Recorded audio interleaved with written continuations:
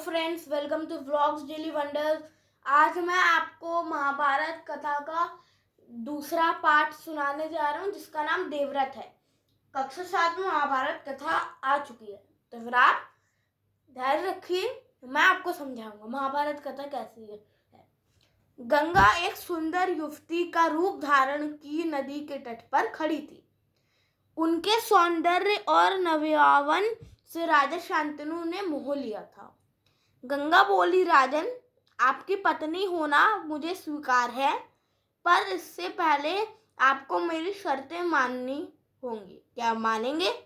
राजा ने कहा, अवश्य। मतलब अभी ये सीन चल रहा है कि जो माता गंगा है वो राजा शांतनु के पास गई, जैसे वो अपने नदी के तट पर खड़ी थी, तो वो राजा शांतनु आए और उन्होंने उनको मोह लिया, क्योंकि उनका सौंदर्य बहुत बढ़िया था, सौंदर्य उनको अच्छा लगे था, इसलिए उन्होंने मोह लिया था।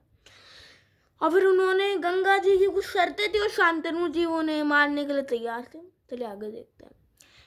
राजा शांतनु ने गंगा की सारी शर्तें मान ली और वचन दिया कि वह उनको पूर्ण से पालन करेंगे। समय पाकर गंगा से शांतनु को कई तेजस्वी पुत्र हुए, परंतु वह गंगा में जाति जीने नहीं देती। मतलब वो उन सब पुत्रों को जीने नहीं देती और शांतनु जी कुछ कर नहीं सकते थे क्योंकि वो वचनबद्ध थे, क्योंकि इसमें उन्होंने वचन दिया था, इसलिए वो वचनबद्ध थे और वो कुछ दे नहीं सकते थे, कुछ कर नहीं सकते थे। बच्चे के पैदा होने ही वह नदी में बहती हुई धारा में फेंक देती और फिर हंसती मुस्कुराती राजा शांतनु के महल में आ जाती थी। अज्ञात सुंदरी के ऐसे व्यवहार से राजा शांतनु चकित रह जाते। उनके आश्चर्य और शोभ का पारावार न रहता।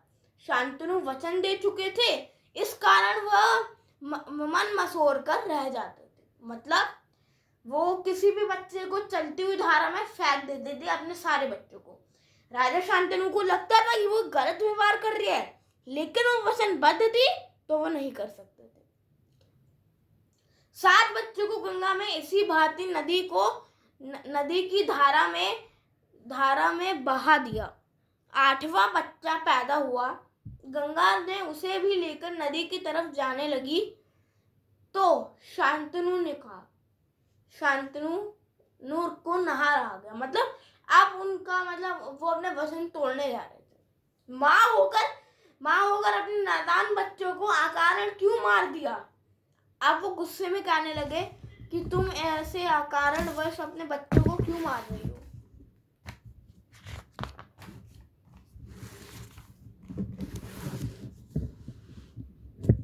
करती हो, यह घृणा तुम्हें शोभा नहीं देती है।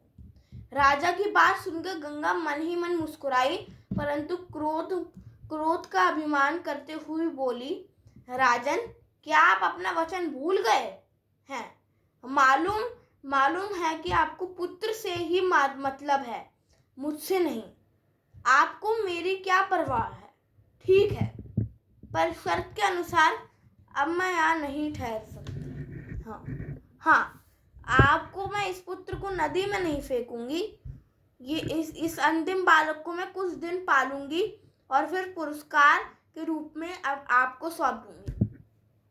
मतलब अब शांतनु ने अपना वो तोड़ दिया था, अपना वचन तोड़ दिया था, तो फिर गंगा जी क्रोधित हो गई और कह दिया, अब मैं आपके साथ नहीं ठहर सकती, पर मैं इस पुत्र को नहीं डालूंगी जिसके लिए आपने अपना वचन तोड़ा है।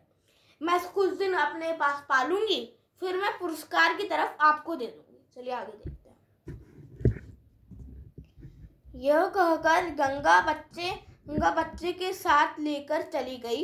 यह बच्चा आगे चलकर भीष्म पितामह के नाम से विकसित हुआ। मतलब गंगा इस बच्चे को लेके अपने पास चली गई। आगे चल के बच्चा मतलब जो कुल था इनका, उसके सबसे बड़े आदमी भीष्म पितामह के नाम से जाने गए। उनका रियल नेम देवव्रत था। ऐसे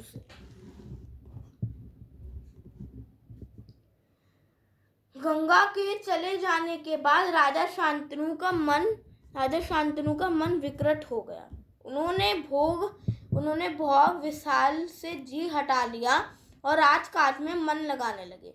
एक दिन राजा शिखर खेलते खेलते गंगा के तट पर चले गए तो देखा कि किनारे पर खड़ी एक सुंदरी और गलित युवक गंगा के बाहर के भांति उन धारा पर बाण चला रहा था। बाणों की बौछार से गंगा का प्रचंड धारा एकदम रुकी हुई थी। यह दृश्य देखकर शांतनु दंग रह गए। मतलब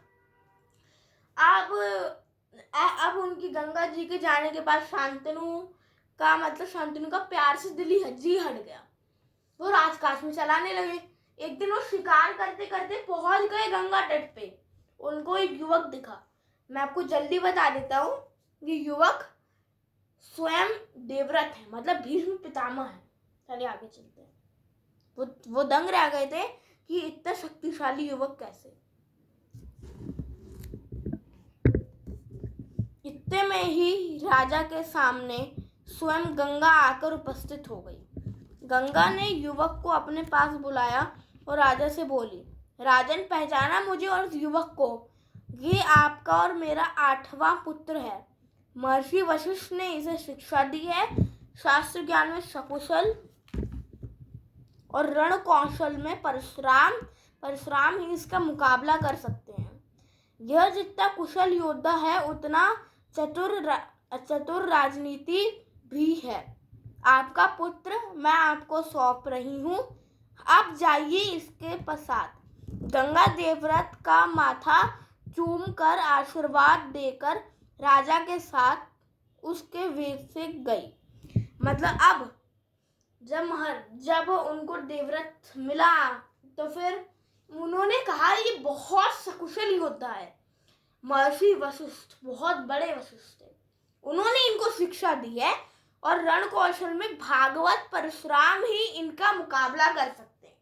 भागवत परशुराम बहुत क्रोध के परशुराम थे, लेकिन बहुत शक्तिशाली थे। वो इनका मुकाबला कर सकते हैं। अब गंगा जी इनको दे के चली गई थी देवव्रत को अपने पिता के पास, राजा शांतनु के पास, और वेद कर दिया। अब ये इधर ही समाप्त होती है। जल्द ही इसका तीसरा पार्ट भीष्म पितामह जल्दी आएगा।